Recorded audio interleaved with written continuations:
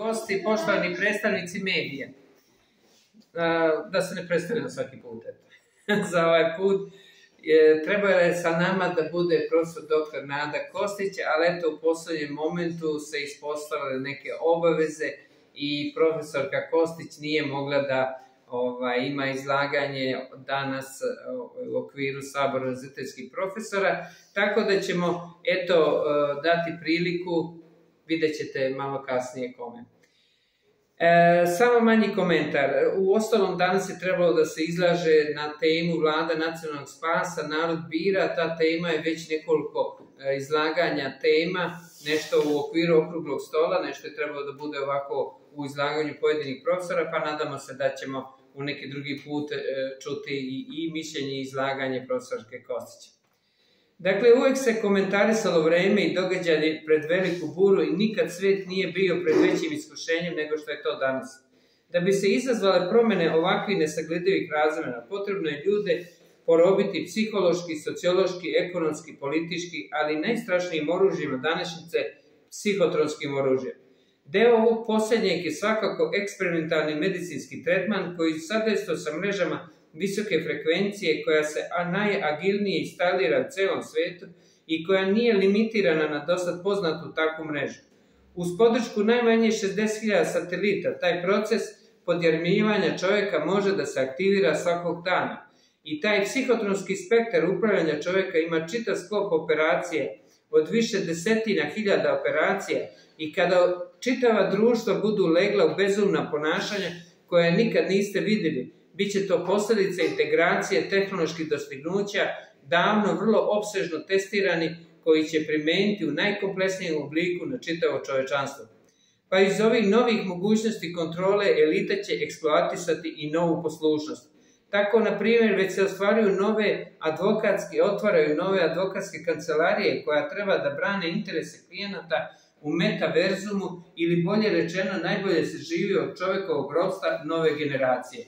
Međutim, velike korporacije organizuju seminare o štetnosti mreža visoke frekvencije sa deoničarima i osiguravajućim društvima, ali te informacije ne dele sa glupom javnošću.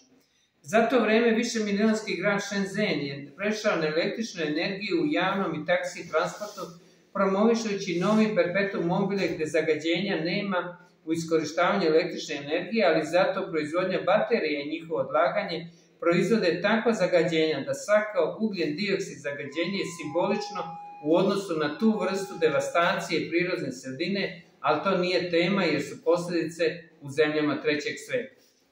Nadalje promotrimo jednu drugu šifrovanu poruku pod nazivom Oluja dolazi. Ovu repliku ćete sresti u pre više decenija, sada već i u svim aspektima života, od političkog, umetničkog do medijskog prostora.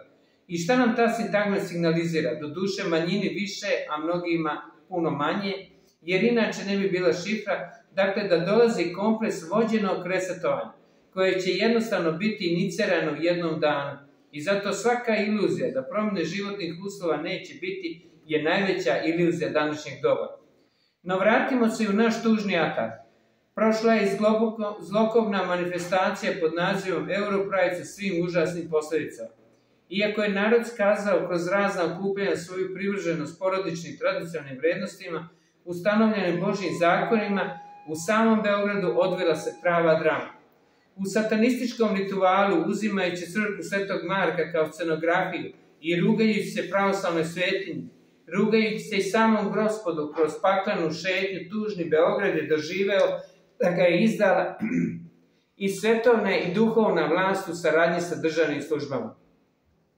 Tako je naš prestonički i mučenički Beli grad uzleteo u nebo tamo gde blaženstvuju Sveti Avakum, izbrisani Puk, Milenko Pavlović i Milica Mala Rakić i desetine hiljada mučenih duša u svetloj istoriji ovog večnog grada. Uzleteo je naš Beograd u zvonjavu zvona koja ga ispratiše ka onim generacijama boljim od nas, a mi ostavljamo da bisujemo u tami duhovno urušenog grada očekujući ono drugo urušenje. Jedan duhovnik je još pre 20 godina rekao da je za našu tragediju kriv ekumenizam i tog 17. septembra nikad nisam bila svesnija te užasne činjenice. Ne nađe se niko od hijerarhije da stane pred narod kao tamo u Gruziji gdje se kolona crnila od mantija na samom početku, da stane pred crkvu Svetog Marka ne dajući da bude opkoljena policijom i tako upotrebljen na najužasniji način. Ne nađe se niko da brani časno špionaštvo kada ga vukloše i zatvaraše. I džaba se čuju stotine komentara šta se dogodilo, polemisanje i optuživanje. U ovo nebivalo stanje doveli su oni koji zatvoriše crkve u vaskršnje dane pre 2 godine, oni koji načiniše takozvanu makedonsku crkvu, potpisaše ugovor sa pravoslavnom crkvom u Crnoj Gori, umaniše stotine hiljada jasenovačkih žrtava i mučene dece i zaboraviše ustoličenje u Pećkoj patrijaršiji. Tako je sodomitska svetovna vlast mogla da promoviše sodomitske grehe jer se na putu nađe samo goloruki srpski narod.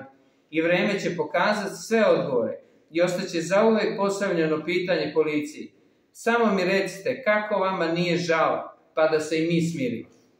I tako je to. Neće bogoborni komunizam otići bez kazni zbog našeg otpadništva i ona nakaznost koju smo vidjeli u čuvenoj manifestaciji na ulicama Beograda je zapravo nakaznost svih naših sveukupnih grehova kroz desetine godina bogoboračkih običaja i naše otpadije. Ostane nam da stisnemo zube i nastavimo rat, ali sa znanjem da blagočešće nije tamo gdje mi vičemo da jeste, već tamo gdje ga je Gospod sačuvao. Naše obmane već plaćaju deca izložena učenju iz udžbenika i seminara o dobrobiti sodomije. Dakle, otvorimo dobro i oči naše duhovne i pogledajmo šta se čini od Svetosavske pravoslavne crkve i budimo prilježni istini, jer mnogi su proganjani u istoriji pravoslavlja i često su baš oni proganjani sačuvali čistotu vere. Puno je primjera u svetootačkom predanju. Dakle, spomenimo i građane ispred Skupštine koji svjedoči se o svemu ovome od više od 800 dana. Pa u tom smislu hvala svima, gostima, medijima, YouTube kanalu TV Danga Info, dr. Neradu Čkonjeviću, na kanalu Kolibri Kalimero i Đorđu Kantaru, kanalu TV Gepi i Božidaru Šiljegoviću i kanalu Srbin Info i Dejanu Petru Zlatanoviću. Izražavam zahvalnost i Predragu Vučaniću i portalu Inat Online na podršci. Hvala Srpskom kulturnom centru Ćirilica Beograd i Bratskom udruženju Srpska solidarnost i posebno pukovniku Miloradu Đošiću sa porukom.